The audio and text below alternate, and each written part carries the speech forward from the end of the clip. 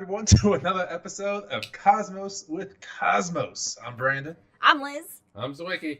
Hey. I'm Mike. Hey. Oh.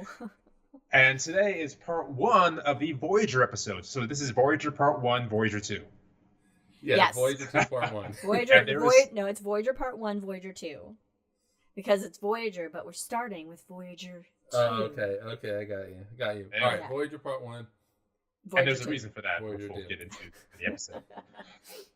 But before we actually kick off the Voyager 1, Voyager 2 episode, what are we drinking? What's going on? I am drinking a good old boys club. Good old boys club. Good old because boys club. We're going back to the 1970s. Well, aren't we? That's now too. Well, I It is know. still now. It's still now. But it's And just it's just a classic old fashioned. All right. Yeah. with ice that we hear. With ice in it. Like that. I've warmed up With to a little the ice. ASMR ice. I've I warmed don't up like to it. I don't like warming up my ice. No, I've warmed up to the idea of the. When you warm up to ice, it turns into water. It does. Hydrazine. Let's get some But- rocket fuel. But we don't know how that works. No. We don't know how that or tides work. What are you drinking with your I'm warmed up only ice? supposed to work for 5 years. I'm only supposed to be here for 5 years. That's a nice retirement plan. Hey. Yeah, but I've been going for 50 plus. Double nickels, 50. actually. For You should me. have that on like your tombstone. Like I was only supposed to work but I I was here only for supposed like to be here for for 5 like years. 95 or whatever, whatever age you are when you die. This is kind of in honor of being on assignment in South Carolina, seeing my family, and having barbecue and sweet tea. Yes, Oh my it was gosh, good. I've missed sweet tea. It's good. But this is nothing more than just a peach tea with peach vodka in it. Ooh, delightful. And- That sounds Could have gone with some bourbon, but that's more Kentucky. As a Californian, I can tell you that the sweet tea in South Carolina, my teeth are all fake now. They all rotted away instantly after I had my first sweet Pure- tea. So pure just, it's sweet. We pull into Atlanta, and this is with a plane. We pull in, fly in. We just kind of pull into Atlanta, and we're at a restaurant there in the airport, and I asked for tea just to see if I would get sweet tea, and I didn't. No, but it's the Oh. airport. They got to be, Anyway, What are you Brandon. drinking, Brandon? what you got? I'm drinking the Grand Pour, which I think is hilarious. Oh, nice. I agree with you. I was gonna try and do a play on that, but then I didn't. So we get this text. I don't know if you saw it, but we got this text phone's where been acting Brandon's like, "I'm just so happy. I'm really excited or proud of my drink name. Uh-huh. It's a good name. I'm so saw it. proud of Good. it. The It's Grand good. Pour. The Grand Pour. I like it. Well done. We'll get what to play off of later Yes, on as yes. well. So I think the last episode I hosted was William Herschel like 6 months ago. Yeah. Oh, wait, Um, we so- don't know what's in the Grand Pour. Oh, it's just a lot of bourbon. Oh, okay. Well, Yeah, it's just the Grand Pour. we got a nice. Well, you have vodka, but yeah, I feel like bourbon and whiskey. That's like the drink. That's like the liquor of the era. Yeah, I could have. I could have gone with bourbon, but And then, decided to go we with got that news today. I'm like, I don't want to make a fancy drink. I'm just going to pour it in the glass and see what There happens. you go. All right. So we got some social media if you'd like to follow us. For example, on Twitter. You like that segue? Yeah, it was great. For Twitter, at Drinking Cosmos. Instagram, Cosmos with Cosmos. Don't forget to follow us, rate us, and all the things, including iTunes. That way we can, expand our domination reach to more people around the globe. instead of and- just 5. Instead of just 5, or, Yeah, 6 on occasion. We got a few. And if Spotify, it's at a good weekend, 7. Hey. Ooh, 7. That's a 7 up anyway. And after this episode, we have the hangover, in which we will talk about God knows what after the Grand We Pour. all know what we're we'll talking see about. We'll try nothing to happened grade this today. in. No. Anyway. We have some friends of the show as well. For example, Katie has some wonderful arts at Wildixia on Etsy. Mr. Ron ProctorShow.com, who does a theme song to The Hangover. And of course, if you happen to be in the Rolling Bluffs, Iowa area, check out Jack at rollingbluffsplanetarium.com. Mm-hmm. He won't be with us. I think he's in Germany. Yeah, IPS. Ron's in Germany. Ron's up there in Germany. Yeah. And then my sister's at the Portland Pride Parade. Oh, Festival. nice. Yeah. But when they're here in August, we're going to take them to the Eugene. Yes. Ooh, fun. We also have some more content as well, including the shots. These are bite-sized episodes between 5 and more than 5 minutes. Less than 15. Less than 15, typically. Couple of The breach great to thing the about 10 the minute shot mark. is that Liz was like, okay, it's got to be 10 minutes or less. 10 minutes. That's the thing. We got a little timer, 10 minutes. And Brandon and I consistently are less than 10. And Liz is now like, she's an hour and a half. No, I'm for usually. shots. Yeah, I'm pretty I sure go. One of yours expanded into a full episode during the shot itself. It ended up, we were like, okay, we got to cut this off and make a full episode. It was the time one. It was So the check time out the one. shot on time because time is wild. Okay, good. Yeah. I like it. And then for this episode, we have a couple of rules. Anytime a puppy barks, take yourself a drink. Any Star Wars reference, take a drink. And any Lord of the Rings reference, take a drink as well. Do we have any special rules for this week? For every minute that we're over. Over an what? hour. Over an Okay, hour. We always start, go over starting an hour. now or starting Oh. 11 minutes ago? We always go over an I will hour. let you start now. But anyway, for Okay. every minute that you're over, you have to take a drink. Remember, I got the Herschel within an hour as well, and this is not as dense. Okay. All right, roll it. With that, let's get to episode 113. Oh, shit. Voyager Part 1, Voyager 2. Yeah. We're voyaging. So Voyager, as of this exact moment, Voyager 2 launched 46 years ago, 11 months, 1 day, 5 hours, 43 minutes, and 3 seconds ago. Wow. Now it's like 5 seconds ago. Wow. Now it's 7 seconds ago. We can keep this going. And since it launched all this 46 years ago, it has pretty much operated every single day since then. Like, That it's is just incredible that any amazing. hardware can work that long every single day in the first place. Yeah, especially being something built when you would think like our technology today has like far superseded any space flight technology that we had in the 70s. Oh, yeah. You would think that it wouldn't, but you know what, actually, if it goes to show with technology, like if you bought a printer when printers were first printing a thing, they lasted forever. Now you buy a printer, it lasts like 2 years before you get a new one. So, The Yeah, enshitification. yeah, the car places still have the dot matrix. yeah. However, the Internet. enshitification technology does not apply to NASA hardware, as we see No. with Perseverance. That's true. Like our robots on Mars, they weren't supposed to last as long, and they're still going. Most of them, or a good chunk of them, some of them lasted longer. Anyway, All right. good Like one. I Raven. said, I'm only supposed to be here 5 years. All right, so Voyager 2 is a twin spacecraft of Voyager 1. And if you're unfamiliar, these two spacecraft, they were, the grand tour of the outer planets. So they are the spacecraft designed to go to Jupiter, Saturn, Uranus, and Neptune, possibly Pluto and more. The Grand Pour. The Grand Pour, that's where it's coming from.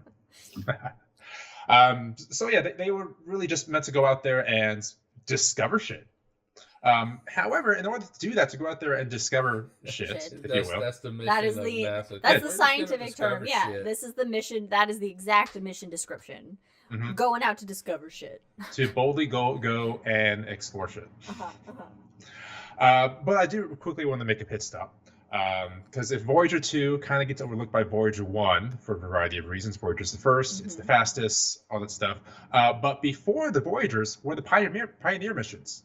These were two spacecraft that also went to Jupiter and Saturn, but often gets overlooked by everyone else because for a variety of reasons.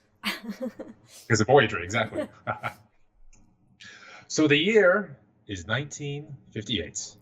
And the commies got to space first with Sputnik. Now, the U.S. eventually caught up thanks to the Pioneer missions. Yeah, So these are really just feasibility missions meant to figure out how to achieve Earth escape velocity and reach the moon. I like it. Because we don't. It's like we gotta test this shit. We gotta be like, okay, what works, what doesn't Yeah. work, especially before we send any like humans out there. We gotta test this technology, see what we can Yep. do with it. Yep, and that is why they're called the Pioneers. They're the first ones to go out. They should have named them like Lewis and Clark. I don't know. Spacey Lewis and Clark. I don't know. Anyway. So Pioneer 0 was the first one, launched in 1958, and it exploded 77 seconds after launch. Oh, hey. Well, that's because it was 0. If they That's had named well, it Pioneer 1, it would have been well, Pioneer 1 also failed. So did 2, and P1, and P3, and P30, and P31. They all failed. Okay, well, you gotta trial and error. Now, 4 other Pioneer missions were successful, and they studied space weather in low Earth orbit. But the heavy hitters in the program are Pioneer 10 and Pioneer 11. We finally got our shit together. We got our shit together. So these are like Pioneer 0 and these other earlier missions, where they're feasibility missions, asking if it's possible to even reach the outer planets in the first place. So like how to gain the necessary velocity to zip by the asteroid belt, how to survive the harsh radiation of Jupiter's magnetosphere, and how to literally do anything out there in deep space. Fair. So Pioneer 10 launched March 3rd, 1972. Pioneer 11 launched April 1973. Okay. And they became the first spacecraft to pass and image and study Jupiter and the rings of Saturn. Woo! And both of which carry the famous plaque that we will talk about next episode. Oh, all right. Intriguing. And, come back for more. Yeah, and this kind of 2 episodes. The next one's High in the Sky. Just shitballs. Okay. Yes. Well, there will be a part 2 Voyager. There will be a part 2. Okay. So there was a little quote I liked about these Pioneer missions. One of the contractors that were building parts for it, they said, "This spacecraft is guaranteed for 2 years of interplanetary flight. If any component fails within that warranty period, just return the spacecraft to our shop and we'll repair it free of charge." That's pretty good. That's good. I love that. I love how cheeky like NASA engineers always are. Like, yeah. I feel like a lot of them just are really cheeky and they have fun with it. I feel like a lot of people in the nerd sciences, like astronomy, I don't know what I don't know what the other nerd sciences are, but they have fun with it. I think astronomy is really nerd science. All the others are dork sciences. Okay. Yes. Dorks. Those fucking dorks. Those whale dicks. So what I love about not whale dicks, but about this time in history is that it really is another golden age of exploration. We're seeing all these planets, these new worlds for the first time. We're seeing Venus, Mercury, Mars, these outer gas giants. 1965, for example, Mariner 4 took a picture of Mars the first time. Yeah. And 1971, Mariner 9 became the first spacecraft to orbit another planet. So it's just an amazing time. Wow, I would like, I want that feeling. I guess we get that feeling a little bit with James Webb, but like that feeling when you see that image of this planet up close for like the first time or whatever, that's just like this. So James Webb, for example, Ingenuity, the flying robot on Mars, it got some great views there. We heard the wind on Mars for the first time recently as well. And we have a whole bunch of missions coming up as well that will give us these first time events again. But for us, the Pioneer missions, they use the thing called the gravitational assist to go faster. So the way gravitational... Thanks, dork.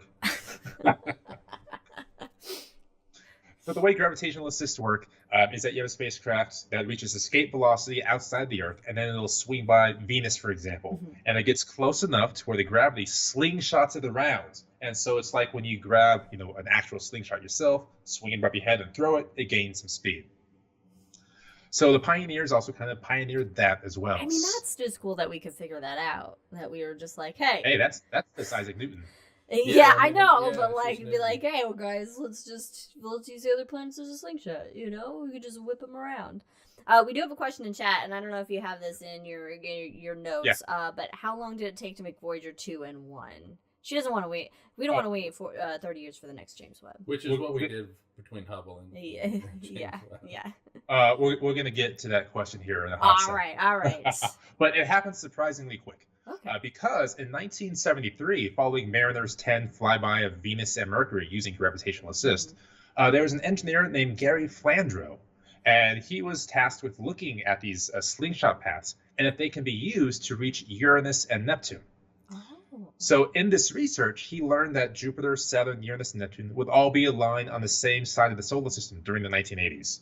So that means, using those assists, you could take 20 years off the trajectory to the other planets just using gravitational assists. Nice. Nice. And a quote from Gary is, "Meow." That was a Oh. deep SpongeBob reference. Is It was that a deep SpongeBob cut? Is that a deep? Because isn't it like Gary, like a main character almost? But yeah, but is SpongeBob cool anymore? I don't know. Anyway, Move on. Alright, so another fun fact about the gravitational assist is if a spacecraft uses the planet's gravity to slingshot it around, it's inherently taking energy from the planet's speed. So both Voyagers slowed down Jupiter in its orbit around the sun by stealing its gravity. We are gods. Now it's slowed down Jupiter by 1 foot per trillion years. But still. it slowed it down. It's pretty fucking cool. We slowed down the biggest gas giants. I get the power. I have the power. Okay. So as Gary Flandreau found out about this, he also discovered the next time it would happen was 176 years in the future. Oh shit. So that's got to be one of those, that's weird moments. Like, what are the odds of that? Yeah. That's a nice timing. It's just, right time, right time.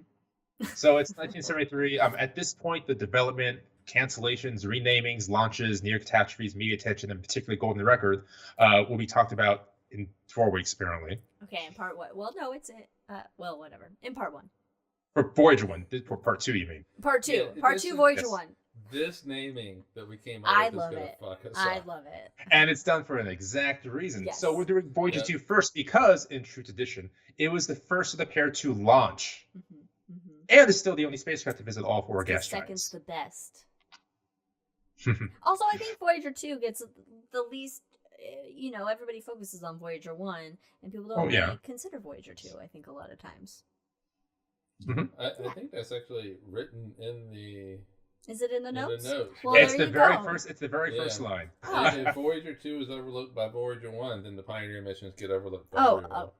All right. But you are absolutely right. Yeah, it is. Yeah. Uh-huh.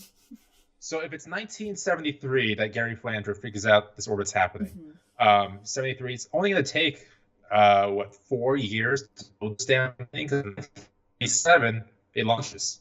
So the answer was a question there. 4 years is what it took. 4 years. Which is That's fast. not bad. That is very quick on NASA Now, time luckily, scales. that was able to happen because of the Mariner programs. We took a lot of those as we went. Oh, okay, we got the internet back. Sorry, our internet's being a little funky today. I think, I don't know, wildfires might be affecting it. We have wildfires in here. But, so, anyway, bear with us. All right, so August 20th, 1977, Voyager 2 launches, and on board are 11 instruments. Let's see if I can do this in the first read-through. You can do it. Number You 1, got it. imaging science system. Number 2, ultraviolet spectrometer. Number 3, infrared interferometer spectrometer. Number 4, planetary radio astronomy experiment. Number 5, photopolarimeter.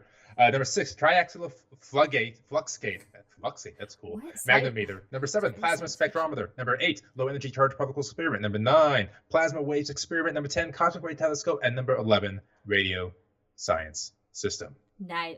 Any questions? A couple of those were totally science fiction. We're totally out of like a Ray Triaxial Bradbury fluxgate. novel or What's a something. fluxgate? Yeah, And like I that's can- that is the successor to Stargate.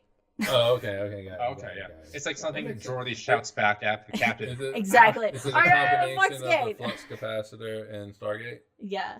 That's what it is? Yeah, the flux No, capacitor. it was not any... Yeah, flux Yes, capacitor yes. from... Back to the Future. yeah, that Back to one. the Future, Yes. yeah. Yes, that's what With, it was. with a gigawatt of energy. I'm sorry. Anyway. In all of these, I'm trying to think of. Wait, did we make a Star Wars don't think we reference in did. these? Nope, No, nope, We did a a lot of Star Trek. reference. A lot of Star Trek. So overall, we had those 11 instruments, but the Voyagers would have 65,000 individual parts on them. I mean, That's a lot. Jesus Christ. Do you And- have down how many nations were involved in the building, or was it just us? Because I know like the current spacecraft, like Mars rovers and stuff, it's it's NASA, but a bet lot of it's different US. nations contribute to it My gut reaction is this is a purely U.S. mission. because of the time period, and Yes. we're not the most cooperative. moods. I with bet you if everybody. we got any help, it'd be from Canada. Okay, yeah. Well, of course, Oh, yeah, Canada helps gotta love everybody. Canada. It's Canada. They're so nice. Yeah, They're the nicest. Please have So- us. Please take us. that's the Anyway. hangover. Okay. All right. So, all 65,000 parts had to be radiation hardened because when these spacecraft pass by Jupiter, they're going to receive 1,000 times the lethal dose of humans. So, that's a lot. A lethal dose of humans. Sorry, 1,000 times the radiation level. So, It's like, sorry. I mean, humans are a are gonna be lethal thrown. dose. Yeah, that's a lot. There's a lot. I don't think people realize how much like just being in space outside of our atmosphere, how how much much death is out there? yeah, how much death is there. I mean, we've talked about how the universe is actively yeah, coming together. the radiation you don't even think about right. being a factor because you can't see it. You know, it's not something that. I bet astronauts do. Elizabeth in Oh, chat, yeah. Elizabeth in chat asked how does radiation proofing Oh happen? boy! That's so All cool. right, that's a good question. Oh god! Here we go, derailed. I just want to go over an hour just so that I can watch Brandon just have to take a drink Look. every single minute. We've seen the consequences of that before, but anyway. So I can't give you the exact technological reasons how it happens, but they are called TRL levels, technology readiness levels. I think it's 0 through 10, 0 being the idea put down the paper, 10 being put onto the mission. And each one of these steps is a process of, okay, making sure this works, making sure that is going to work. So it does have a variety of levels to pass through before it gets onto a mission. I do want to say that when I was at Clemson, there was Clemson. Derail us. Sorry, I'm just responding. Okay. At Clemson. There was a group within the physics department that was looking specifically at radiation and with the idea of protecting spacecraft That's that cool. went up there. And so, That's cool. and that was in the 90s. And so, Wow.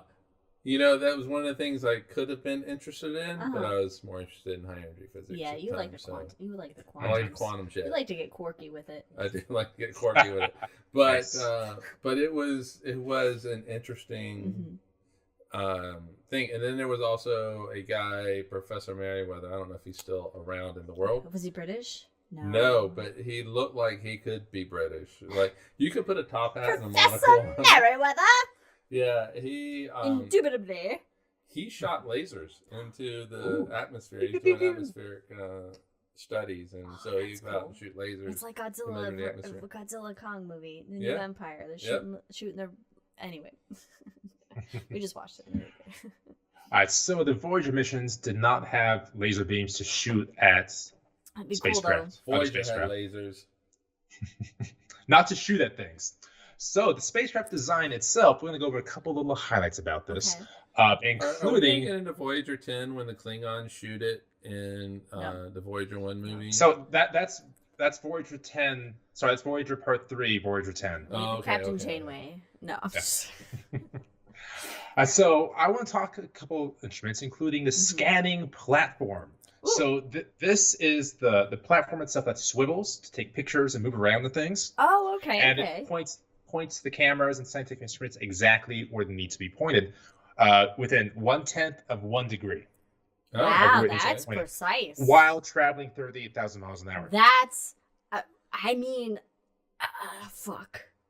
So JPL put it this way: this is comparable to bowling strike after strike ad infinitum, assuming you must hit within 1 inch of the strike pocket every single time. Damn, that is not how I bowl.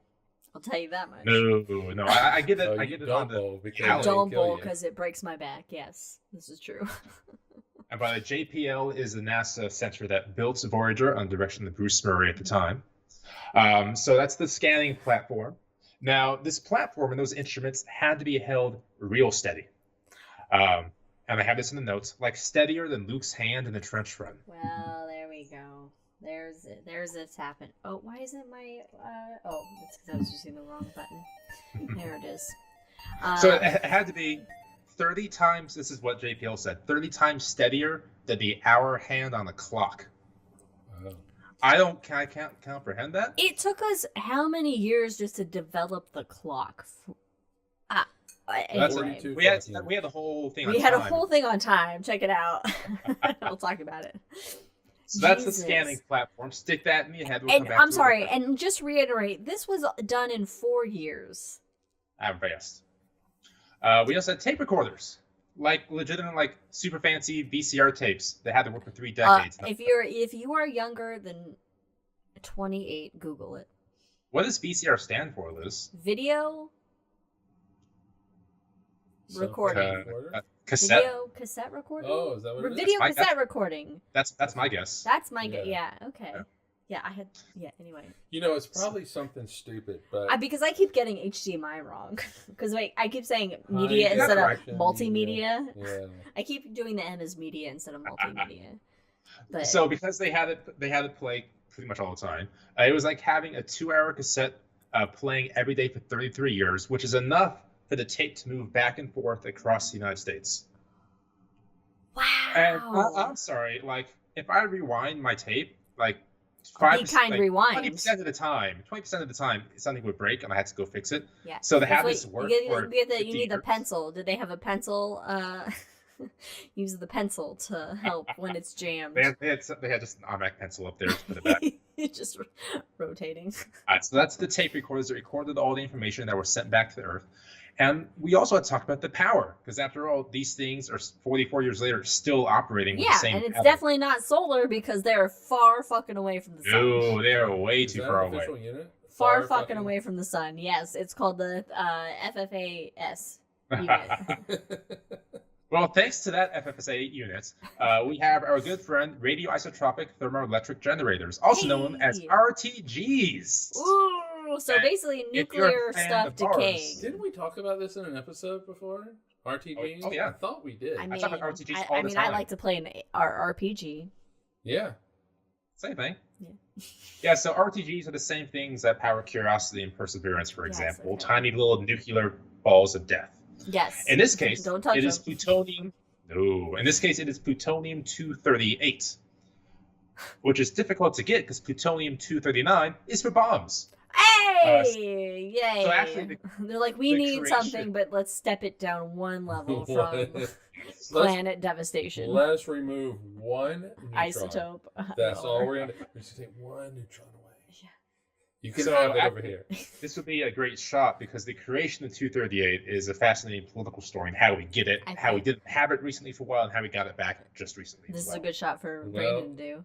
I guess we know what your next shot is. Mhm. I got a big list. I got a big list of things to Yeah. shot. Have a list as Okay, well. I have no list. So those RTGs generated 470 watts of power at the time of launch. That's not a lot. You can Google light bulbs that run off 500 watts. Okay, yeah, I was gonna say that's not. That's so. All right. Anyway.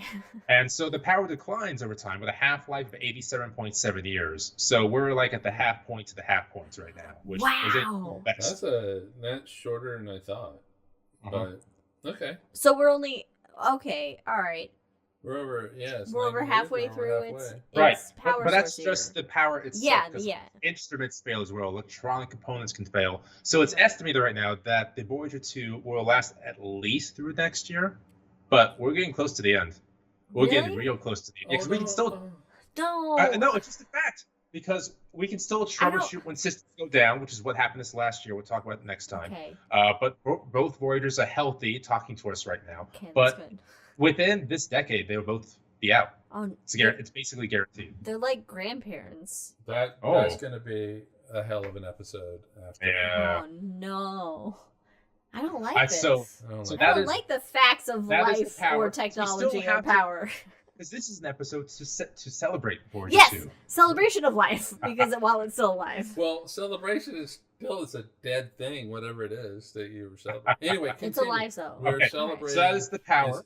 Is accomplishment. And now I want to talk just a little bit about the navigation. So, for example, if we look at Neptune, from 4.4 billion miles away, Voyager had to hit an area of 62 miles. So you're going 4 billion miles to hit an area of 62 miles across. Isn't it? We can put this in golf with friends terminology. Okay. So that is hitting a hole in one, putting from 2,260 miles away. Oh my fucking god! How have we done this as Newton. a species? This is Newton. all Newton. Oh god, newts. Newton I mean, without the JPL, this is the put the shit. navigation system together. The FDS system is all him. This is the shit where I want to go back in time and be like, Newts, look at the shit that because you're math. I mean, this is amazing. Like the stuff from a simple. I mean, in all honesty, F equals ma, and Newton's universal law of gravitation. Just two simple equations. Right. So much comes from that. And it took us hundreds of thousands of years to evolve to that point to figure it out. I mean, kind of, yeah. Yeah. But as we learned from Brandon at As some we point, learned from Brandon. there were a lot of people that other than Newton that had thought of this stuff. It's just that that's Newton true. That's true. formulated it. Yeah. He Those shots aren't out yet, though. We haven't right. learned that from He Brandon came yet. up. He came up Talk with about. the equations. He came up with the equations. Like Yes. it's one thing to say this should happen, but until you formulate prove it, it. Yeah, it's like Copernicus, where it's like, yeah, the sun's at the center, but until Galileo actually uses points a spyglass at the sky and be like, oh yeah, here's it in motion, here's it actually happening. yeah. You know, But Copernicus never formulated it. no, he And- was just like, oh, I and- think it should be this way. And the reason why Kepler is Cappy the caps. way he is because he formulated it. Yeah. He gave an equation. Yeah, that you so could then- basically, you got to show your work. You got to yeah, show and, your work. You know, Now I I mean, kind of want to be a math teacher. Copernicus. You can do it. I believe in Copernicus. you. No. He said yes that the sun is the center of the solar system, but he also said, we got angels that are pushing planets. So well, yeah, everybody reaches that. Yeah, and I mean, Newton tried to we make don't gold out need of to- peas, so yeah, we can just don't ignore need some to- certain things.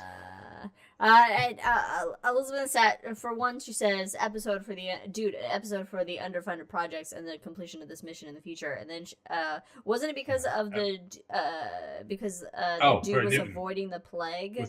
That was for calculus. He went home for a summer because of and make calculus with funsies. I mean, But, no, what did you do during COVID? exactly. No, he invented Got real calculus. Not you, Elizabeth, just in a general. He invented calculus because he had already come up with his universal law of gravitation. He just needed some And math for it. he needed to show why it He had to was show the us way it was. Anyway, I'm going all to right. reel us back in Reel it- because reel we it haven't in. even launched yet, and we're 40 minutes in. Yes, that's which fine. does not bode well for me in the future. Anyway, Knew this Newton- shit was gonna go long. Voyager episodes extra long. Be warned. Sit tight. That's why we Make some split the two. popcorn and strap in. All right, now we're going to talk about the cameras. Not too far in depth, just a brief overview. The imaging science subsystem. These were just slightly modified versions of the cameras used on the Mariner flights, which is nice because it's how you get, a spacecraft built within 5 years, basically. And there were two types. We had the wide angle camera and the narrow angle camera, just your perspective of shots. Yeah. And these cameras had to be, again, real good, like being able to read a newspaper headline from a kilometer away. 0.6 miles, 0.67 miles. Is CCD technology invented for this? CCD? But like the detectors in in your digital camera, you have a detector. That's a good question. Okay. Anyway, You would think moving- somebody would know that who researched this. It's fine. It doesn't matter. So obviously they're not printing fucking film to be developed because it can't get it back. Mhm. So Well, I mean, all the data is digital. yes, it's digital in some way. Yeah, Right. so it's got to be some sort of So, digital. Two types of cameras, that kind of the resolution. Mm-hmm. Plus, with the dim light of Uranus and Neptune, they need an exposure time up to 48 seconds of exposure, going 1,000 miles an hour. So that's where the scanning platform comes into play as well. Yeah, they need to avoid the streaking then of. Now, originally, I think it was only up to 15 seconds for exposure until they got practicing with Jupiter and Neptune, and they realized we need to increase that up to 48 seconds. Mm-hmm. So between Saturn and Neptune, they had a lot of work to do. That's Good thing they had a little bit of time. yeah. It's like me practicing with taking pictures of the sky. Oh, I don't know what I'm doing. Let's practice. Yeah. I need more exposure. Okay. But luckily, your budget wasn't $600 million. I wish it was $600 million, but anyway. Oh my gosh. All right. So the launch itself, okay, so the launch was successful. It got up. Yes. Anytime the rocket gets above the pad and nothing scary goes boom, it's very good. Okay. Yeah. Well, there was a problem with the Voyager 2 launch, which launched again before Voyager 1. Mhm. Yeah. So 'cause the why go in order? Thanks, NASA. so the space because Voyager 1 overtook Voyager 2 later on, so that's why they called it Voyager 2. All right. So the onboard computers, the spacecraft computers navigation system for the spacecraft, read information from the gyroscope. So as the spacecraft rolls to take pictures or to adjust to adjust its communication antenna, the gyroscope moves as well. It's kind of how you move the spacecraft in the first place. But this particular gyroscope had upper limits on how fast Voyager can move or roll in space. And if the spacecraft rolls too quickly, the computers then try to self-correct. Well, it turns out that the rocket had a twist greater than the parameters of the gyroscope. Ooh. That it just kind of slipped their minds, I guess. And then, not only that, but subsequent dust particles, shaken loose by the vibrations, appeared like stars around the spacecraft. Uh-oh. And the navigation computers were looking for the stars. Uh-oh. So it saw the dust, it saw us moving too fast, and they got very confused. A confused robot flying out into space, controlled by humans on Earth. Oh boy. But it feels like every time something like this happens, there's always like this one engineer in the back of the room saying, "No, I programmed this. Let me fix it really quick." Yeah, of course there is. Yeah, it's like, I got this. Don't worry. Yeah, and he's like, "Yeah, let me just put this fix in, upload it, and fix it." And that fix was put in Voyager 1 before Voyager 1 launched. Okay, so they're like, let's they Voyager 2. They were like, we've learned something, so we need to. Yes, which is funny because, as we'll see later on, Voyager 1 was the daredevil of the two, but Voyager 2 always took a safe path just in case Voyager 1 failed. Well, you gotta have that. You gotta have that balance, you know? You gotta have the one that's playing it, the straight and narrow, and then you gotta have the one that's a little bit wily. Yeah. Yeah. You need a voice of reason. You need a voice of reason. Yeah. Mm-hmm. And as to how and why we got two spacecraft in the first place, check out Voyager Part 2, Voyager 1. Yes! Check it out. Not out yet, but it will be out soon. In a month. You follow us on all the things to find out when it's going to be out. Thanks, Liz. So that was our episode. I'm just kidding. So at that point, it's healthy, it's happy, okay, and space is pretty fucking big. So not too much happens. December 10th, 1977, Voyager 2 enters the asteroid belt. All right, Excellent. yeah. And it's not like Star Wars. Asteroids are really spread apart. They're not all over the place. Yeah. Oh. No. It's not really a reference, you know but what, it is just- a Well, reference. okay, well, Fuck it anyway. Drink anyway because we Let me haven't read had my a- next line. While this chaotic mess of dodging asteroids left and right, like you have John Williams in your ear. So yes, it was Okay. already Drink live. again because then he's confirmed. Because why not? But no, there was no dodging of asteroids. And that same month, by the way, while they're in the asteroid belt, Voyager 1 overtakes Voyager 2 and becomes the first spacecraft. What? Wow. Mhm. Right. Now, as they were in this, the asteroid belt, Voyager 2's primary radio receiver failed. It could no longer talk to Earth. Luckily, it was switched quickly to the secondary radio receiver for the rest of its life. So it's still talking to us now based off the second. Did they radio add a receiver. tertiary? Nicely done. Okay, well done. It's my history degree coming into play. And that brings us to Jupiter, the king of the planets. Jupes. Jupes.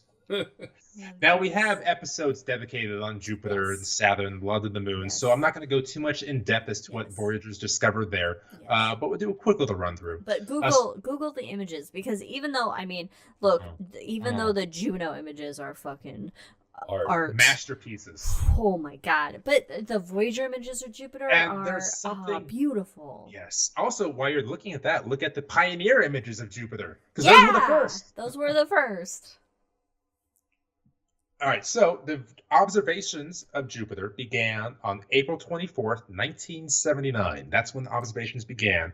And eventually it would get within, 350,000 miles of the surface. Okay. Which doesn't sound like a lot. Oh, sorry, it sounds pretty far away. Yeah. But that's still pretty fucking close for the biggest planet in the solar system. Yeah, for the first spacecraft to go by it, yeah. It's Third. Wait, One what and a spacecraft? half third, times. third spacecraft. All right. Four. It's 1.5 Thanks, times the Prime Minister. distance between the Earth and the Moon, and Jupiter is fucking huge. It's very big. So you could fit Jupiter is gonna be big in the a shot. 1,000 Earths inside of Jupiter. So it's 10 times the size It's of the Earth. So it's going to be And big in keep the in mind, Voyager 2 was at this distance for safety reasons and other reasons, because Voyager 1 got within 170,000 miles. Oh, okay. So that got real close to the planet. That's pretty close, yeah. That's pretty close. And so Voyager 1 took that path because it was basically trying out the severe radiation zone and seeing if its instruments could actually function Okay. through it. It's this whole testing, like, okay, what Mhm. can we do, what can't we do, Mm-hmm. which is So that path had to be determined beforehand to get, the thrusters in Yeah. place. So it was for safety reasons, but also Voyager 2 took the higher path to hit a potential rendezvous with Uranus and Neptune. And I say potential because at this point, it was not confirmed that Voyager 2 was going to reach Uranus and Neptune. Oh, okay. So they were like, "What? We're gonna hope that it goes this way. We're gonna hope we can get Yeah. there, but we don't Yeah, know." that's exactly. There wasn't budget for it yet. There wasn't the capital yet. We weren't sure whether this is even going to work, really. Okay. So again, we have many episodes on the moons of Jupiter. So just a quick little highlights besides the wonderful imagery. There was Europa, discovered to have deep cracks on its icy surface and having a thin crust of water ice floating on 30-mile deep oceans, which is wild. And now Google the Europa Clipper mission. Do that. Ganymede, of course, showed groove terrains that showed the strain of Jupiter's gravity. Callisto is a cool moon. It's an old surface, a lot of craters. And then there's Io. Oh, Io. Io. Federico's I here. love Io or EO, whatever. So the I say important Io. part here, the important part here is that the volcanoes were discovered by the Voyagers. Oh, And of course- crap. Okay, yeah, that's right. And We and didn't there is But know. that was after it flew past it. We didn't Yes, there- know that No. this moon orbiting Jupiter had a shit ton of active volcanoes there on are it. theories, and this is one of my favorite stories. This is a Voyager 1 story, but I'm going to steal that for right now. So there was an individual, I forgot her name, we'll have it for the next episode, was in charge of looking at astronavigation. So looking at where all the stars are at and making sure everything's on the right path. And she took a look at it, and Io was in the picture. She saw like this fuzz, and she wiped it off, and it was a volcano. And she goes, "Oh shit! This That's isn't a star. awesome. People need to see this." That's so one of those moments awesome. again where this one person knew something else nobody knew. Yeah, Love I wonder that. if it was Nobody- it Prometheus? Not only that nobody knew at the time, nobody in the history of humanity knew. History, yeah. Imagine being the only person in the history of humanity that knows something that no other person, human being in the history Like of how humanity many have ever licks it known. takes to get to the center of the stuff. Exactly. Imagine being that one person. So Or that Voyager owl. 2, following 4 months after Voyager 1, had a 10-hour volcano watch to confirm. Oh my god, that's a volcano. That's awesome. And lo and behold, it Dante's discovered Peak, many more active volcanoes erupting. And It's it fabulous. has over 400 active volcanoes to this Most day. volcanically active thing in the solar system. That's great. So Alright. the lady that discovered it, there's been 117 billion people who have lived on Earth in the history of the Earth, and 1 out of 117 billion. There's a Garden State quote here, but I'll That's save you amazing. from that. By the Okay. way, just in chat, Elizabeth's name is going on the Europa fuck, Clipper yeah, it mission is. because you can sign your name up, which also means Elizabeth, if your name is going up, my name is also going up. Boom. And my name's going up. Oh, you signed up? Okay, So cool. Hell she, yeah. she probably put her last name. Oh, okay. Well, I'm just saying, as Elizabeth, All right. I we are got one. 11 minutes to do a lot. You can do it. No, you got 22 minutes. You're good. 22 minutes. All right. I That said takes us 11 after. That takes us to the Lord of the Rings 7. Oh, God damn it. Well, there you go. I completely forgot about that.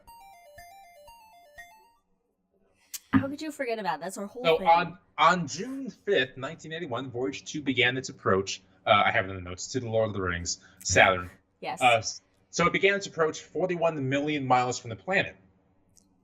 And 3 days before a close approach, it nabbed images of Iapetus.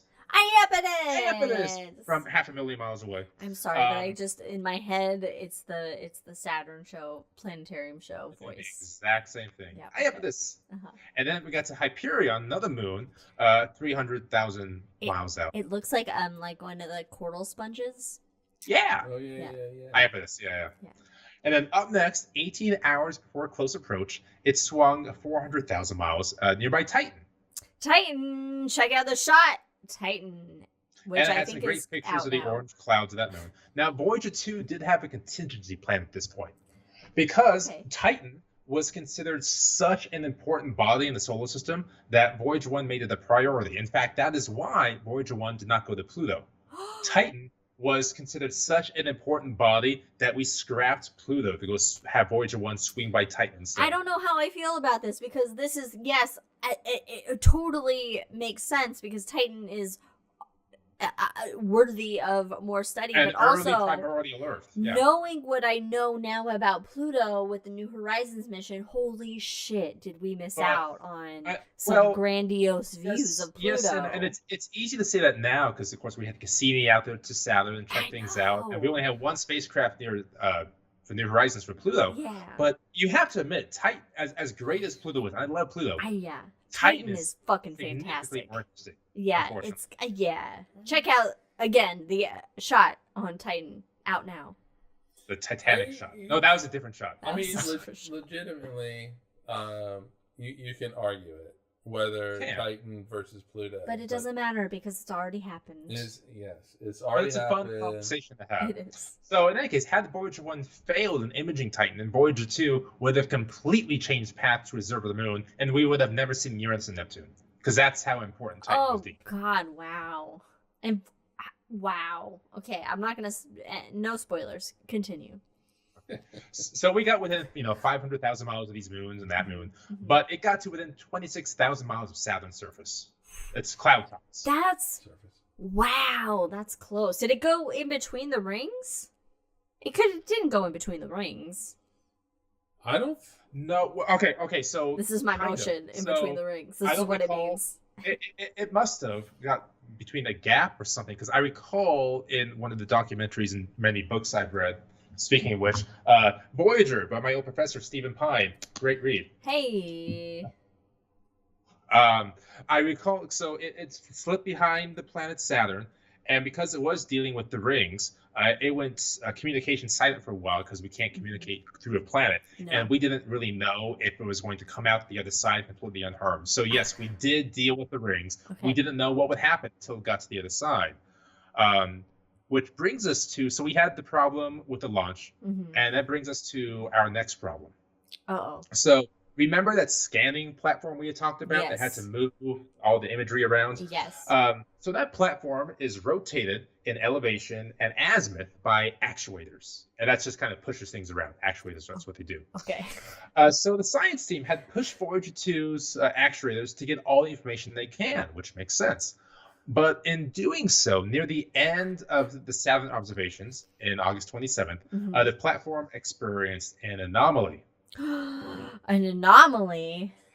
Which means the actuator... It's a good Star Trek episode, then. If there's an anomaly, it's going to be a good Star Trek episode. Yeah. Is it cute? So the actuator that controlled the horizontal movement of the platform, left to right, 0 to 360 degrees, it froze up and failed to swivel. Oh no! I mean, space is cold. It's very well, yeah. And I say freeze up. I apologize. It doesn't mean it actually froze. It means it stopped moving, basically. Okay. Like the UI hung. In other words. Yes. It was just like I can't go any further. So during this time, Voyager was meant to take pictures of Rhea, Titan, and temperature readings of the southern hemisphere of Saturn. And this was kind of a because there was press conferences and hand-wringing and a lot of oh shit moments that happened, and they were like, we don't know how to get through this, but we will, I'm sure, because he still had years to get to Uranus, but they were still missing observational time on Saturn. Okay. So ultimately, it was a design flaw that was discovered in the gears and lubrication system. And then the way the team solved this is they moved the actuator a tiny bit one way, a tiny bit the other way. So they jiggled it? And they jiggled it. They jiggled and it. they got it back. And that got the lubrication back on all the gears, and they were back and running. I love it that it's just like, hey, Let's just jiggle it a little bit. You Let's know, jiggle it. it's like Let's when just it's turn like it off and back when on. any piece of technology is not working and you like hit it a little bit. It's like Bam. let's just Yeah, it's basically and then it starts a working. It's billion like all right. mile away. Bam. Yeah, on the side all of right. it. That's exactly what happened. So on September 28th, they were back on track. The observations of Saturn officially ended, and they ended up sending 16,000 images of the full system back to Earth. Thank you, Voyager. Before we leave Saturn. Okay. Yeah. All right. So this is from NASA. It's a NASA website. Actually, All right. So I mean, This is from it's NASA. legit. Yeah, not it's like legit. Wikipedia It's where you from have to think about NASA. it. It's legit. All right. So as it flew past Saturn in August 1981, Voyager 2 passed through the plane of Saturn's rings There we at a go. speed of 8 miles per second. Whew! So That's Lordy. quick. at its so let's just assume 100 miles. Oh shit! It's leaking. Yeah. At its thickest, 100 miles at its thickest for the Yes. rings, which Okay. is not what it is. No. It would have taken 12 seconds to get through. Anyway, Yeah. So Voyagers get from one coast of the United States to the other coast, and I think it was 90 seconds.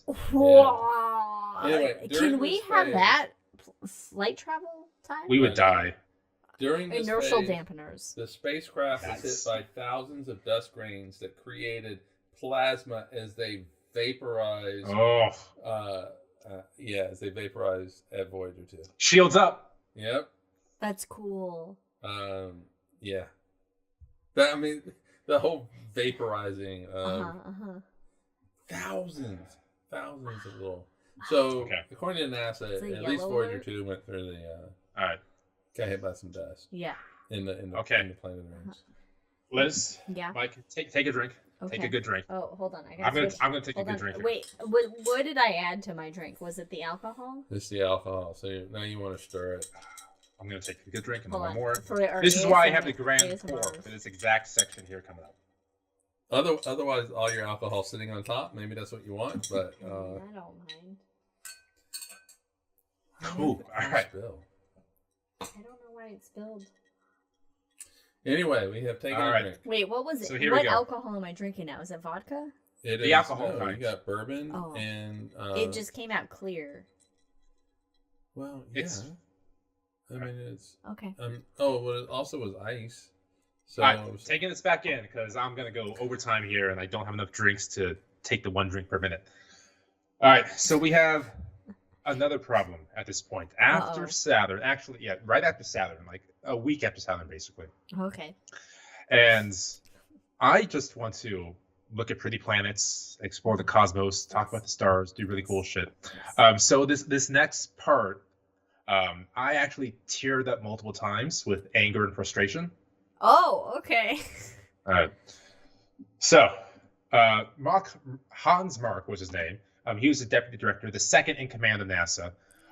He told JPL during a ceremony right after the successful exploration of Saturn that JPL needed to find other means of funding because NASA cannot afford to do Voyager anymore. All right, hold this. So first of all, what a shitty ass time to announce that you're celebrating the exploration of Saturn and you're saying your shit's fucked even if you find more money. But Hans Mark, he had a history of escaping Germany, being involved deep in the defense program, and keep in mind this is still the Cold War, so he wait. believed. How we'll are get we there. escaping Germany? he was a Nazi. I was going to ask if he was a Nazi, and Did he's you a Nazi. Google it? I don't think he was a Nazi actually. Well, didn't he escape the East Germany? Mike's Oh, Mike's see, gonna he's research for a right. second. Or we'll hang out to this in the hangover because let's just have the Davison moment. She almost did it. Okay, so Hans Mark, he believed that planetary exploration was not a priority, and that the nation should focus more on defense with the Soviet Union. Because at this time, the Soviet Union just added 1,000 nuclear warheads. All right. I mean, fine. Fine. So But in we're going to save most of our stuff for the hangover because fine. lots of things happening in the world. So in this speech to JPL, in this celebration, he said, quote, "Exploration is one of the measures of worth a society holds once its survival is assured." Okay, so it's a luxury. Yes, which I understand. It is a luxury, honestly, but not not at the well, Okay, so he wanted the They're mines already of out JPL there. He wanted the mines of JPL to work for defense instead of the military. No, these are scientific And minds. during this not- time in the 80s, that went in line with the Reagan policy of reducing spending while increasing defense funding. Wait for it, for Star Wars. No, we're not drinking to that. Okay. No, It was no. thing. This is the SEI program, Is this and of course, an the increased Space pressure. Force of the 70s? Yeah, And, very much. and of course, Okay. it was increasing pressure on the space shuttle to make it more militaristic as well. So coming out from many different angles. Why do we do this, humans? Humans. I speak to all human beings of the human species. So Can we stop? Can we stop? I had mentioned Bruce Murray early on as head of JPL for a reason. Yes. Because he also spearheaded a lot of the Planetary Research Fund, and we'll talk about him and the Planetary Society in a moment. But Bruce Murray and NASA and JPL, they could not get a meeting with the White House to fight back. They refused to take a meeting with NASA. So, I know. So because they couldn't get a meeting, NASA didn't, this is what they did. They did not appropriate the funding as the White House requested. Fuck yeah. Instead, NASA was going to make the White House officially make the cuts themselves, Fuck which yes. would not be popular because Reagan's home state was California, where JPL was located. Fuck yes. Pasadena. Now- Fuck yes. I just want Now- to say, Rebels. fuck Reagan. Also, Fuck Reagan. yes. I'm good with that. Yes.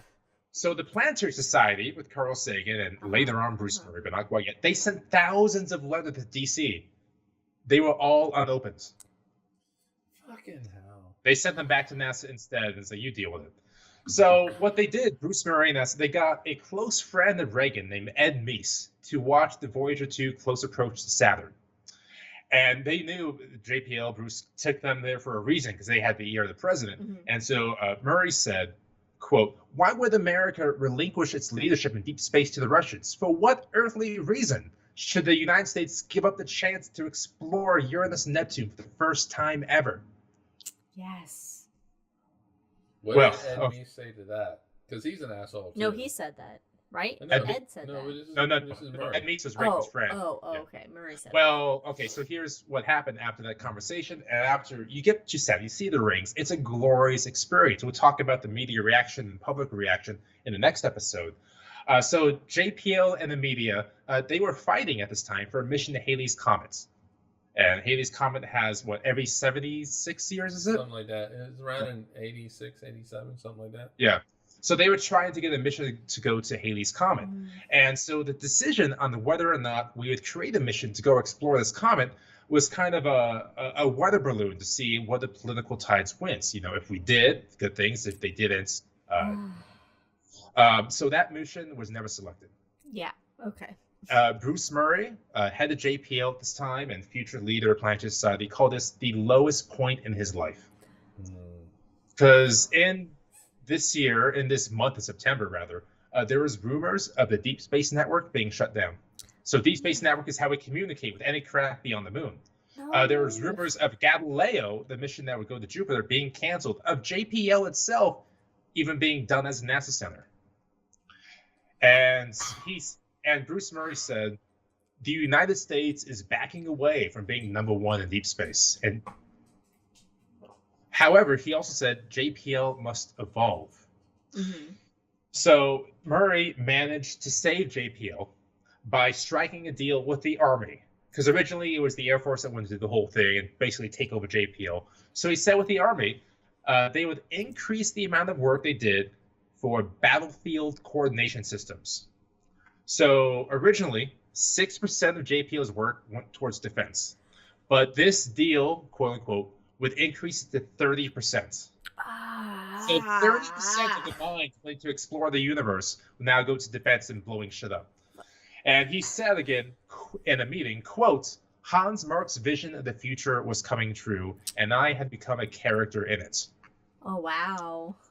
So That's I know this is like a mini episode in an episode, Mhm. but in a follow-up meeting with JPL senior leadership, so after Bruce Murray said these things, after he's trying to fight and get these deals done to save planetary exploration, Hans Mark said that Murray's obsession with planetary exploration and unwillingness to work with defense programs put JPL at great risk. What a fucking Yeah, asshole. I mean, What? God, it has. I'll take another drink here. God, we're so. Can we stop? Militarizing it. So- Yes. Can we just be just? So 3 months Nice. later, Bruce Murray's trying to salvage what he can, hold strings together. He had a press conference, and I'm going to just do this whole quote. Okay. He said, quote, in this press conference, "The last several years have been especially hard on dreamers and visionaries, like so many of us at JPL. Now that we have passed the nadir point, recognized the change, shifted direction slightly, negotiated the initial arrangements to permit a new direction for JPL, the fact is that the director, which is Bruce Murray, himself has got to ask himself, is he willing to lead JPL entirely through the next decade? But that time has come, and I have notified President Goldberger of my intention to step down as JPL director." Oh, wow. He just wanted to explore the cosmos, and explore the comet, and know what is around the Earth and appreciate nature.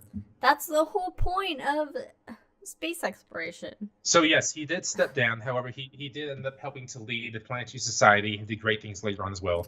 But in his place, Dr. Lou Allen, they called him Dr. Lou Allen for reasons. He actually was a 4-star general, a former deputy director of the CIA, former director of the NRO, and Air Force Chief of Staff, became the new head of JPL. Oh no. It doesn't sound good. Yeah, okay, no, but also somehow it kind of worked out. So he announced well. Dr. Allen, not General Allen. This was a decision made. Okay. Dr. Allen said that only 20% of JPL's work would go towards defense. Oh, And great. the SDI program, again, Reagan Star Wars, a lot of that would be to tracking missiles as they came and hit the United States and shooting them down. Okay. Okay, but it's not SDI didn't JPL's fucking work job. anyway. Yeah, that's the military's job. It's You the fucking military's track job. your own fucking Yeah, military But shit. JPL NASA has some of the greatest minds, and the military wanted that. Well, I don't know. Recruit smart people into the fucking military. I don't know. Jesus, come on. It's difficult to recruit people when your pitch line is be all that you can be and blow people up, or come explore the goddamn universe. Yeah. Okay. Fair. Yeah. Yeah. Also, it's okay, smart quick people moment. know better. Quick moment. Did you know it is illegal for NASA to promote itself to hire employees? It's against the law for NASA to promote itself to hire people. Well, Why? what? Fuck if I know, I mean, but it's a law in place. but There's an appropriation back in, I think, the early 2000s. I mean, but it's still Is hard it to get into work for NASA. Because everybody though. will go to NASA? I fucking hope so. All right. I mean, we all try Okay. to apply to NASA at least once. Anyway, we got Doesn't two work. So- others planets. All right, so Voyager survived through all of this. Yes. Other programs, however, did not survive or were drastically cut. Elizabeth had a moment, say, "Hey, we should," she said in the chat, "do an episode on program cuts or things like that." That's a book, Elizabeth. Okay, that's a book. Don't get Brandon started. All right, anyway, you're All right, so no, not going to Uranus. We're going to Georgia Star, because I myself believe in William and Caroline Herschel. No, this is my star. Oh, wait a minute. That's I'm what I said. Giorgione. You're exactly what I Giorgione. said. You're Giorgione. Giorgione. Oh, that's right. Yeah. Sorry, Federico. All right, He's not watching. He's not listening. He's in Germany. I'll catch it I'm gonna take- later. another drink because I got myself a little soapbox there. All right, I'll take a drink with you. Oh, it's a scotch. Giorgione is a scotch. I don't know where the scotch is, but Is it really? Giorgione's a scotch? We might have to get do that. we have any scotch? We got out of our scotch phase. Anyway, We continue, Brandon. Don't have Scotchy, any scotchy, scotch. scotchy. Yeah. All right. Okay. Georgia Star Oh. coming back because we still. What's like we have a thing in the chat. Yeah, my mom responding to a question. Oh, Oh, Federico! hey, sneaky, you sneaky Italian. And my mom responding to a question earlier about if she remembers any news about Voyagers. She says she doesn't remember much being advertised about Voyager at all to the public. which There may is be a reason for interesting. that. We'll get to that in a hot second here. Are we? So You got 3 minutes. I'm not going to make. He's Oh, not I'm gonna hold you Alright. to it. Yeah, I know, Alright. right? We're not Focus. holding you to it. Focus. I'm not looking at the chat. On September 29th, the day after observations for Saturn ended, course correction was sent, and a spacecraft fired its thrusters to Uranus. Because remember, it wasn't guaranteed Voyager 2 go to the rest of the planets, but we did. I'm not going to go into that. Yeah, we did. So- it's cool. It's the only spacecraft that ever went there. So let's fast forward and go back to November 4th, 1985. I was in the world now. You're ready to go. So that is when the observations began for Georgia Star. Oh yeah, you are in the world Yeah. by a couple months. But as you may remember from science class, that planet, Georgia Star, I'm going to say Georgia Star from now on, is tilted 98 degrees from its orbital plane, Yeah, it's which fucked means up. it's on its side. It's a fucking tilty Uranus. So because of this, only the southern hemisphere was illuminated, Mhm. and that meant Voyager would only have a few hours to complete the flyby. So for perspective, Jupiter and Saturn, it had several days to complete that flyby. But due to the tilt and shit, only a couple hours. Oh man. And so remember that scanning platform? Yep. Fucking time for it to go. Hey. So as Scan that Voyager ass.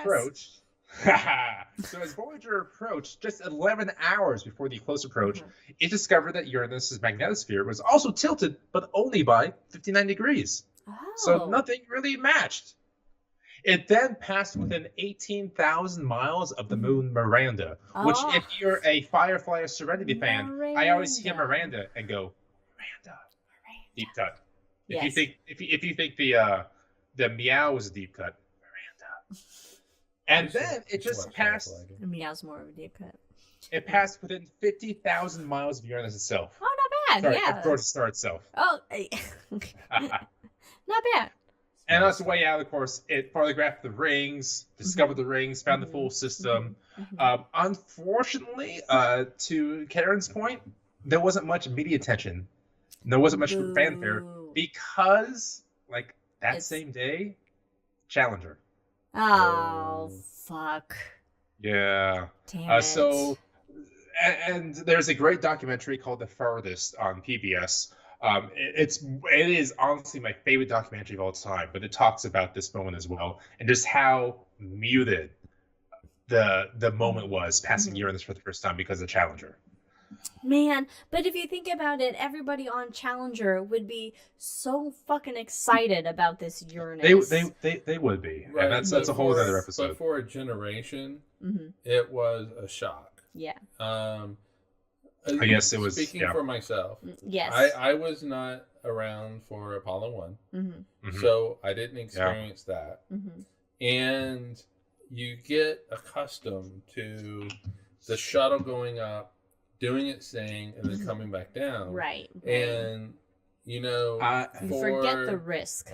you involved. forget the risk. And then, That's- but also for Challenger, there was so much excitement that we were going to send just a member of Teacher. the public Yeah, up. teacher. Yeah. Yeah. Teacher and McAuliffe and Yep, Christine.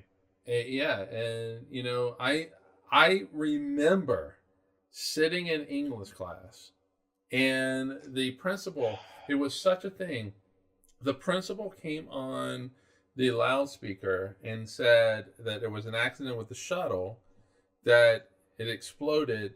We don't know if anybody has survived it. And in my head, it was, no, nobody survived it. But I remember it was a Shakespeare test. That's weird because my only And- moment for that kind of a thing that happened was 9/11. Yeah, and then you go to the library. And the I security did as well. not for lunch. I ate lunch, but then I also went to the library, and it's like Reagan being shot.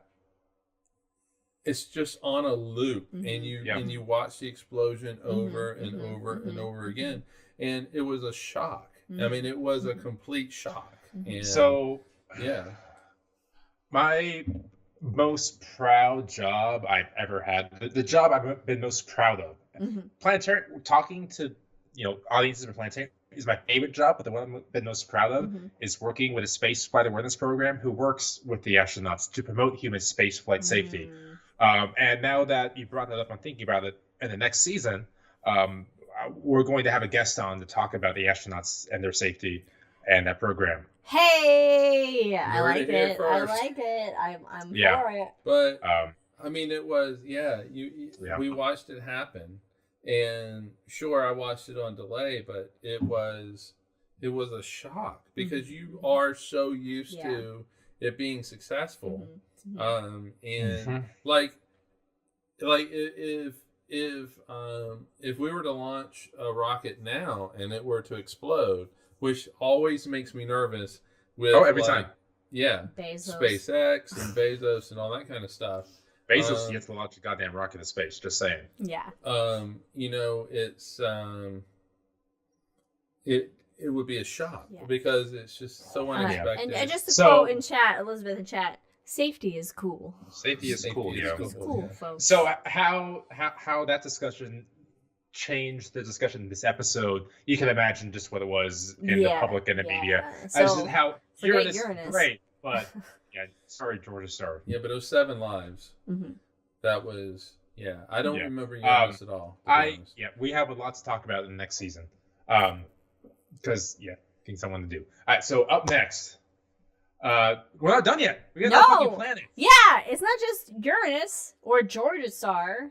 It's my fucking star, everybody. And we're gonna have this one go quick. We have Neptune, which is my personal favorite planet of all time. So here we go again. On June 5th, 1989, observations began of Neptune. Now, keep in mind, it launched in, 1975, I want to say? And here we are in 1989. So people that worked on this mission, they were maybe young kids at the time. They've since, grown up. They've been married. They have kids now. It just, the whiplash they had. And again, the show, the documentary, the farthest goes over this, and we'll talk about this in the next episode, part 2 later on. Just the feelings they had going through life and having this spacecraft with them, and now seeing the final planet, the last thing they're going to see in Neptune. Hey, Ron. God, I can't imagine that. Like, yes. Yeah. Enjoy. Imagine. Just like you're like 23 and you start this job, and then all of a sudden you're in your like late 30s or early 40s and you finally reach just that progression of being on a job that long and seeing that progress. Non-stop cadence of time in life. And most of that job is just waiting. That's a good quote, actually. Non-stop I kind of like that. Of time in life. Time in life. You heard it. I'm kind of proud of that. So here they are. It is the nadir, to say earlier. It is the last point we'll have of the solar system before the final mission begins. Is it? The final. Is it the nadir? The changing point. I don't. Okay, right? Thank you, because I was like, I don't know what that word means. Nadir is the lowest point. It's the point beneath your feet. nadir. Okay, you're right. So Zenith. Zenith is the point above you. Yeah. Okay, so I take that back. I got too fancy. So in any case, this time Voyager 2 discovered 6 moons on its own. Excellent. Oh, wow. And it got closer to Neptune, again my favorite planet, than any other object. It got within 3,408 miles of the cloud tops. Wow, that's close. Insanely fucking close. That's wild. And that's when the Great Red Spot. Sorry, Dark Spot. Jupes. Great Dark Spot was in full storm mode. With the fastest winds in the solar system. Yes. Hell yeah, Up to 1,000 miles per hour. Neptune has the fastest moons, but the Great Dark Spot's gone. Winds.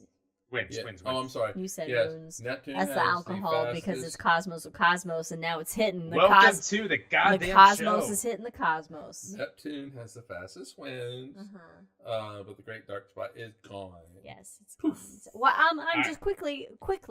Why is Neptune your favorite planet? So when I was growing up, Neptune was the ninth. It when you were growing up. So I do love William. Sorry, not William Herschel. I apologize. Remind me who discovered Neptune? What was the names? It was the math people. With math? Math people. It was math people. It was math people. It was math people. It was the dorks, not the nerds. It was the dorks. So when I was growing up, Neptune was the 9th planet in the solar system because Pluto and Neptune's path cross each Oh, other. right, that's right. Pluto was So it was the closer until furthest out recently. planet Mhm. receiving the least attention. I'm like, I love you, Neptune. And I can't. It's basically, so in my mind, it's like going to the rescue shelter for a dog and Mhm. picking out the one that loves you the most because it's in the rescue shelter. Like that's Neptune to me. It's Oh. furthest out. It's not loved. Is it the I furthest love it the from? most. The furthest from, yes. What is that movie quote I'm thinking of? It's from, I'll think of it later on. Okay. Why are we drinking? Give me. Because the farthest from is a Star Wars reference. Oh, God damn it! That's It's, the quote I was looking yes. for. I'm such an idiot. Who am I with I right didn't- now? This is I the didn't grand hear him say pour. it. I did not hear him say it. I said it. Oh, you said it. I said it. Well, So in any first of case, all, I can't really hear you. 3,000 miles from the surface of Neptune, it got within 25,000 miles of the moon Triton, Yes. where, despite temperatures of negative 392 degrees Fahrenheit, it discovered motherfucking geysers. Fucking geysers. That cut the off weirdest at a fucking 90-degree angle. geysers. It's great. And it looks like a fucking cantaloupe, this moon. All right. We still do not Anyway. know why it makes that. No, that it's right-hand fucking turn. weird. Check it out. We have an ideas, episode but I on it, didn't I think, research that. somewhere. But I'm at going some to finish point. my drink because I am over my limit before I Yes. get to the final Well, section. Yes. Mm. I love it. Was there a cinnamon This is stick where in we there? need to make a reference to like Star Wars. You had a cinnamon stick in there? Nice. Hell yeah. Fuck yeah. I'm a little sorry about that, but before, so we're going to talk about interstellar space for the next episode because we're out of fucking time. So Yeah. I want to talk about Voyager 2 today. Okay. So the full interstellar story is going to wait for another week, Mhm. and there was a great back and forth of Always. has it or hasn't it left the solar system Mhm. that went on for years of Voyager 1. But Voyager 2 officially left the solar system December 2018. Yes. Now, I remember Voyager this. 1 went back and forth, but Voyager 2 didn't go back and forth because it had its plasma spectrometer, the PLS, still operating. So it was much Hey. easier to tell. And that registers at the plasma it's receiving from the sun versus versus the interstellar interstellar space. Yeah, Yes. so it can be like, oh, it's a cut I know, off. my God, yeah, We're in so- interstellar space now. And the best way that I've heard the definition of the solar system is that the Voyagers officially left the sun. They That's left a the good- sun. They left the sun. But they're not past the Oort cloud.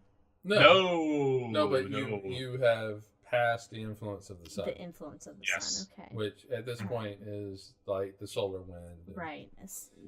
Yeah. Yeah. It's where It's the out of God's reach. it's where the solar wind of all the other stars beat back the solar wind of the sun. Yes, yes. So That's wild. The solar wind of other stars is greater than the solar wind Yep. of the sun. All right. Anyway. So at that time in 2018, Voyager 2 was estimated to have 5 to 10 years left of life. And we, right now, July 21st, 2024, also moon landings. It's going to be the hangover. Hangovers, the moon landings. Okay. We're in year 8 of the estimation. So it's fine. It's gonna be fine. well, they also said They it was estimate- going to live 5 years. Yeah, they estimate a lot of things, and those estimations Yeah. tend to be incorrect because But our what spacecrafts we know are for a hardy and fact- fucking long But lived. what we know for a fact, because many of its operations still on. For example, I'm on the NASA JPL website right now. Of course. The cosmic ray subsystem, the low energy charged particles, the magnetometer, the plasma wave subsystem, the plasma science PLS, they're all still operating on Voyager 1. Nice. But in the coming year, honestly, the next 2 years, they're going to be turned off one by one to communicate save with her. energy, right? To save, energy. yes, because there was RTGs at the very end. Those 65,000 electronic components, they are slowly failing. And they over want to time. be able to basically maintain communication as long as The, possible. the goal has been set to make these a 50-year mission. So that's 3 years from now for a Man, 50-year mission. that's 45 years And longer keep than in the mind- Star Trek mission. Keep That's what? in 45 mind, years longer they're- than the initial Star Trek Oh, mission. yeah. and keep on, they're moving at 3.3 astronomical units a year. And Oh, shit. okay, so for more perspective, because this is the good part. Voyager 2, which is closer than Voyager 1, mind you. You turn light on in your bedroom, light instantly fills the room because the Mhm. speed of light is fucking fast. The sun peaks up from over the mountaintops, hits you Yeah. instant fucking instantaneously. Yeah. Wow. It Uh, takes it light. takes- it takes Over the mountains, yes. Yeah. Yeah. But it takes light 18 hours, 53 minutes, and 52 seconds to reach Voyager 2. That's how far away it is. And there have been close calls of Voyagers not working anymore. Mhm. Most recently, just this year, which we're talking about Voyager 1. Mhm. But these things, you talk about modern marvels, you talk about the seven wonders of the world. Mm. I swear to fucking God, this, like, when the sun expands and swallows the Earth, and the solar system is done and fried, Voyager's still going to be going out there. Voyagers will still be one These of our are lone emissaries. Voyagers Out of are the sun. greater It's than the It's pyramids. not just Voyager. Pioneer 10, Pioneer 11. Because they're They're still fucking heading out. overlords. And Yep. New Horizons will be out there as Mhm. well. Horizons. So we'll have a smattering of our finger human prints out to the Oh my cosmos when God. we are dead and gone. That's another good line. I like that one. Then someone will... Let's end it. Okay, yeah, end it. So with that, ladies and gentlemen, thank you for listening to Voyager Part 1, Voyager 2. Join us next time for The Hangover. We talk about what's up in the sky.